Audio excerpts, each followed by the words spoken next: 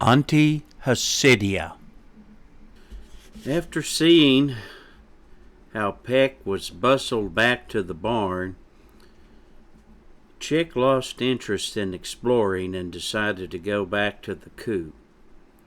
He wished he could have done something to help his new friend, but stopping a chick from bullying another chick was a far cry from stopping a hen from bullying her chick. As he walked towards the coop, Chick thought about what Peck said about all the chickens being created equal. That was an idea he had never heard before, because the Homestead chickens lived according to the pecking order. In the pecking order, one was either trying to move up or trying to keep from being pulled down. Chick knew that according to the pecking order, he and his family were at the bottom, but he never thought of it as the same as being inferior. Chick knew that he had brains and ability that rivaled young Gallioarks like Bernie. He just thought that being at the bottom meant you didn't have to worry about anyone trying to pull you down. He also knew that some of the hens thought that they were better than him and his family, but he never realized until after talking with Peck that they thought his family was inferior. That did not sit well with him at all. When Chick arrived at the coop, he found his mother outside in the backyard enjoying a mid-morning dust bath with 3 other hens on a bare patch of ground beneath a large oak tree. As Chick approached, a skinny blonde hen with scraggly feathers popped up her head and said, "Dulcie, who's that a-comin' yonder?" A brushy brown hen looked up and said, "Fay? Why, looks like some wee cockerel intrudin' on our beautifying treatment." She then nudged a short, plump, speckled hen and said, "Fiona, who you reckon he is?" Fiona looked up and said, "Looks like Junie's youngin'." She turned to June and asked, "Junie, ain't that thar your youngin' a-comin' yonder?" "That's my chick," said Junie, smiling.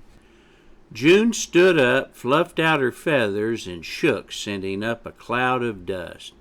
She then sat back down and said, "Well, this is a switch. You usually don't come home until I come looking for you." Chick shrugged and didn't say anything. "Hoo-wee," said Fiona. "Junie, that boy yourn is quite a rover." "Sure enough," added Fay. "He goes all over from corn to crib." "Is y'all old hens gonna gab or beautify?" balked Dulcie. "We only got this here spot until them high-ranking coops come and make us leave." "High-ranking coops, my old butt feathers!" squawked Fiona as she rolled over. "Them old biddies tain't no better'n us. Just 'cause they roost by the winder and we just nest on a floor don't mean they can run us off."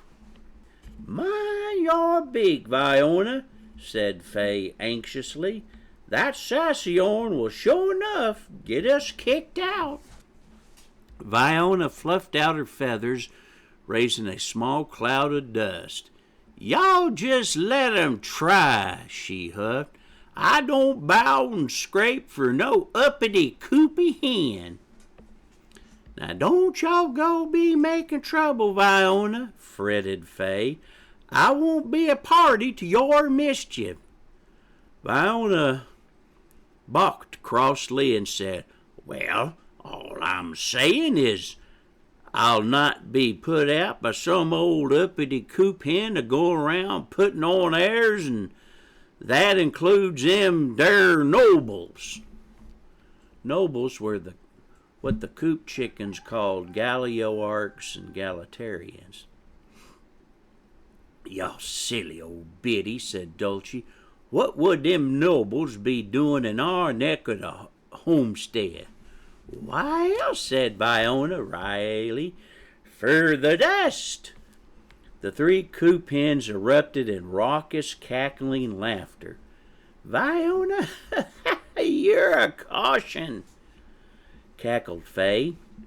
The hens continued to cackle and chuckle-cluck as they rolled around in the dust.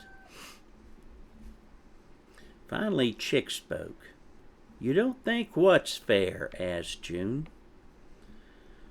The way those other chickens boss everyone around, said Chick. Who? Em nobles? Asked Fay. Oh, don't fret none about that, there, child. That's just the way things are. But why? Asked Chick.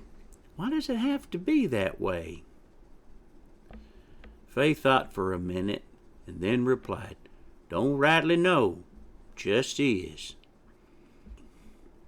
Chick fluffed out his down in aggravation and said, I still don't see what gives dumb pasty butts like Bernie Malcolm the right to pick on smaller chicks just because his mom is a Gallioarch and nests in the cabin. Bernie Malcolm, said Fay in a hushed tone. That's Aunty Hysidia's chick. Child, y'all best steer clear of him. That boy comes from bad eggs. I heard that Malcolm is Hysidia's only chick, 'cause she done ate them others. Y'all silly old biddy, balked Viona. Why y'all go telling such tall windies? Granted, Aunty Hysidia is an ornery piece of work, but I don't believe for a minute she done ate her own chicks. Viona posed for a moment and then added in a sarcastic undertone, Most likely she done ate someone else's, but nae her own. Is that what this is about? Asked June. You had a run-in with Bernie? Chick just shrugged. Concerned, June asked, What happened? The three other hens had stopped their dust bathing and were listening intently. Chick sighed and said, I was minding my own business exploring, and Bernie was picking on this smaller chick. He was really hurting him, so I made him stop. Unable to contain herself, Dulcie asked, Did y'all whomp 'em? Hush up, Dulcie, hissed Fay as she leaned in to listen. Chick continued, Well, you know how big Bernie is.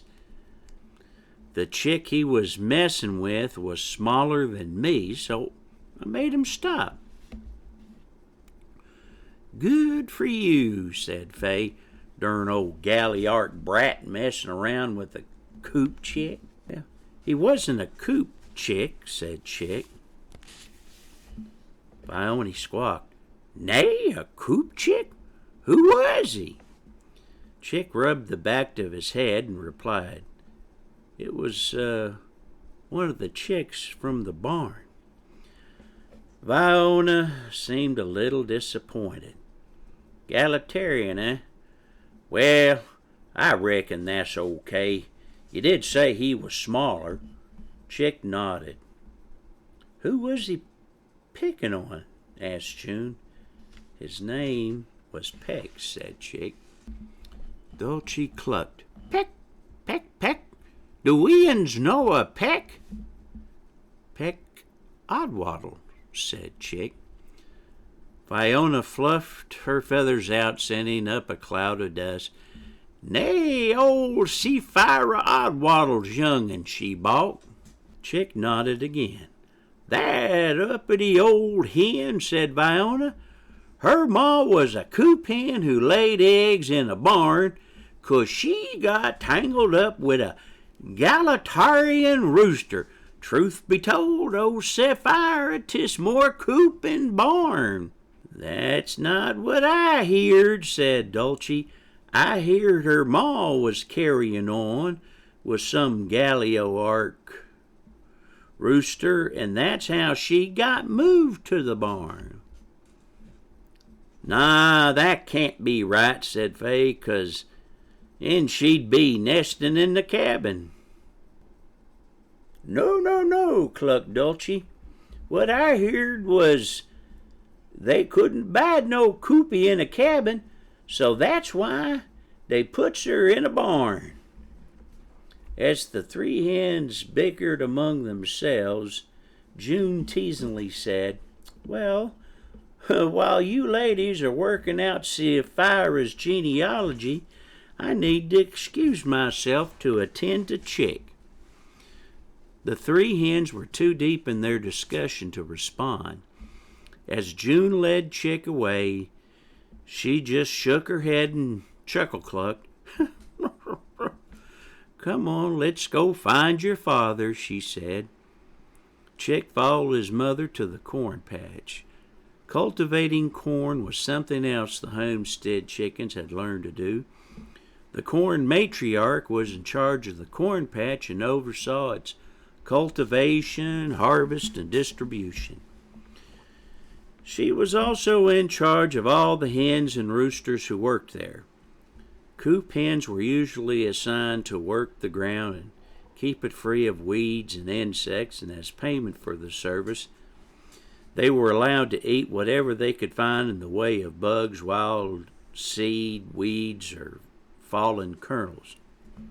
They were also allowed a small allowance of corn. Corn was not only food, it was a basic form of currency among the Homestead chickens. A hen's wealth was determined by the amount of corn she had saved. The coop roosters were appointed to guard the corn to make sure that larger pests such as rodents, coons, and possums were kept away.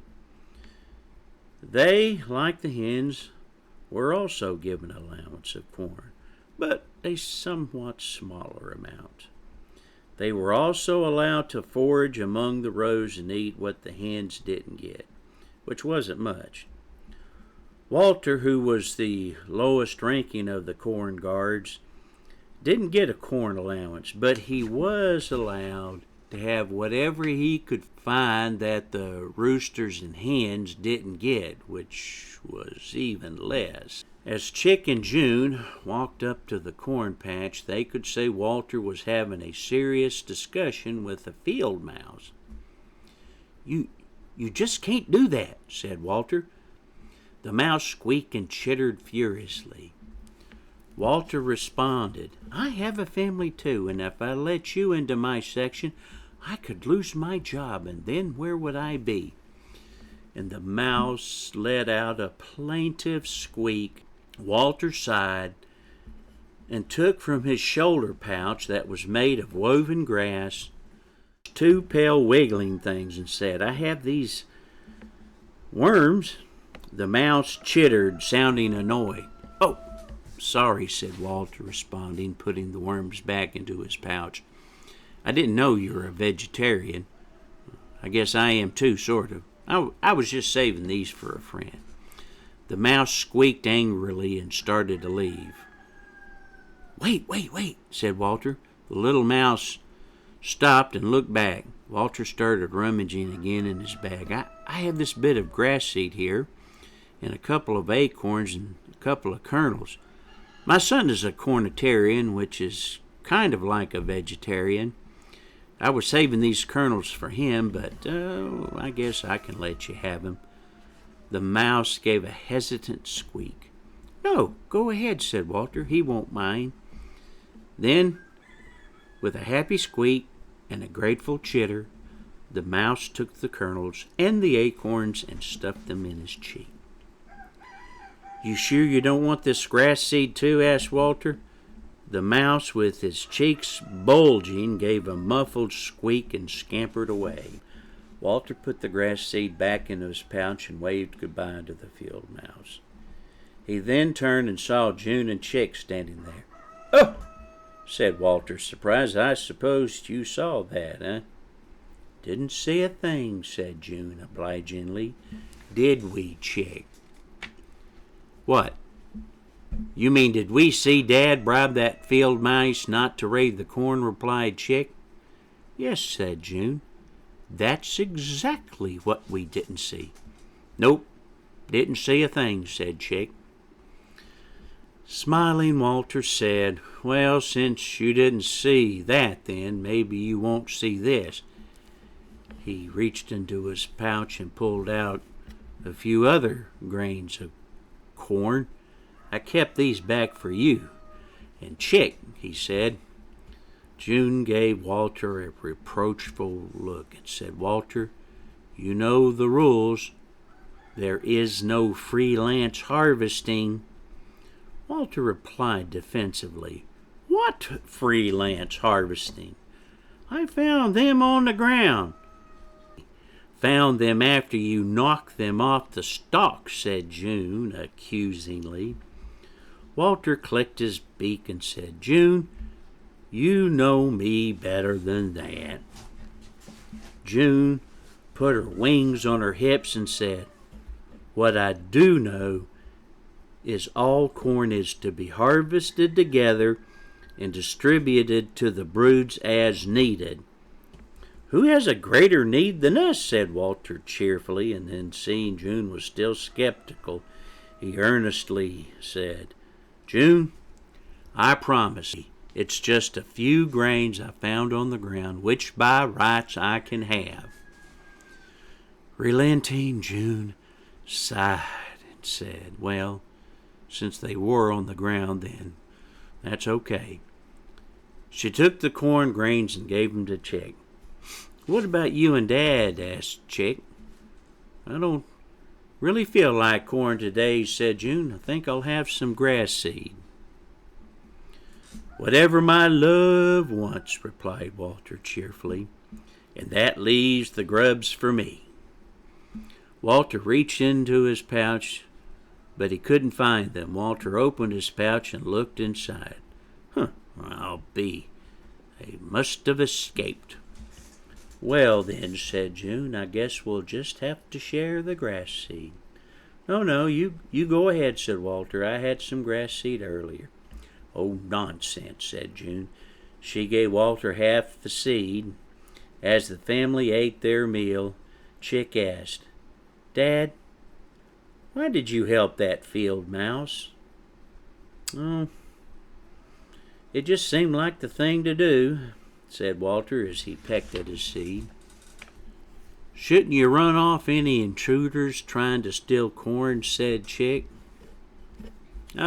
"What's stealing?" said Walter. "The little fellow was just trying to feed his family, that's all. We should all be willing to help someone in need." "Even if they aren't chickens?" asked Chick. "Especially if they aren't chickens," said Walter. "We have so much, and we should always be willing to share." "And what exactly do you have to share?" Haughty, arrogant voice. Chick and his parents turned, and standing there was a tall, thin, angry-looking battle hen with bright orange feathers that ran down her long neck and melted with the blackish-green orange feathers of her narrow body. Her short black tail feathers were curved out like an axe. She stood on two long spear-like dark gray legs. Each toe on her foot had a sharp, scythe-like claw, and a claw on the back of her foot that stuck out like a cockspur. This fierce-looking hen also had a small pea cone and a really red wattle. Her curved, dark beak gave her a predatory look, which was enhanced by the way her blood-red skin framed her angry yellow eyes. She was Aunty Hysidia Malcolm, Bernie's mother. In addition to being the mother hen of the Malcolm brood, a Galliarch, first cousin to the superior mother hen and overseer of the Galliarch court, she was also the corn matriarch, which meant she was Walter's boss. Aunty Hysidia's yellow eyes flashed with contempt. "I asked you a question," she said. "What could a poor dirt coopie such as yourself have to share?" Walter stammered. "Oh, well, you see, we have so much. That is, we here in the homestead, and not that the we, that is me, and it just seems right that we should share our bounty with the less fortunate." "Indeed," said Aunty Hysidia tersely. "Let me explain something to you, Walter. The we that is you has nothing, except the we that is me allows you to have, and since the we that is you have nothing, you have nothing to give unless you're taking corn and distributing it to others, such as non-chickens. I'm sure that even someone as dim-witted as yourself knows that that is the first-degree illegal corn harvesting, which is a felony punishable by being exiled from the homestead." Walter anxiously replied, "Well, of course, Aunty Hysidia. I would never illegally harvest any corn." Aunty Hysidia, eyeing Walter suspiciously, replied, "Is that so? I see your nestling is eating some corn. I assumed it was not illegally harvested. If so, then perhaps you're only guilty of a third-degree illegal corn harvesting, which is just a misdemeanor.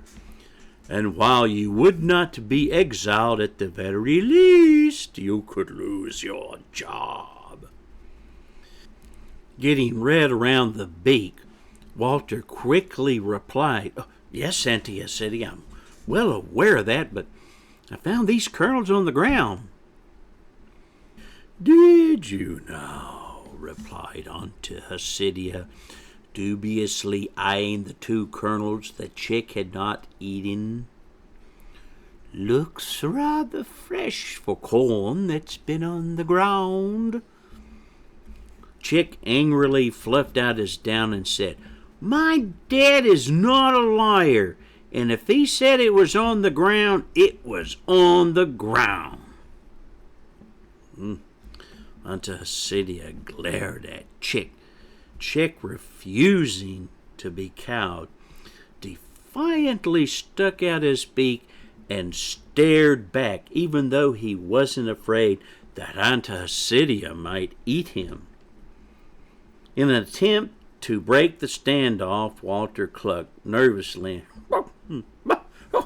"Excuse the boy, Aunty Hysidia. You know how children are these days." "I know how your child is," said Aunty Hysidia. "Some of us raised our children to show respect to their betters." Chick started to say something else, but Walter quickly cut him off. "Oh, was there something else you needed, Aunty Hysidia?" he asked, as he shooed Chick to stand behind him.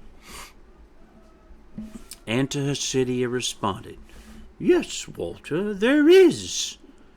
But it is a matter to be discussed between mother hens."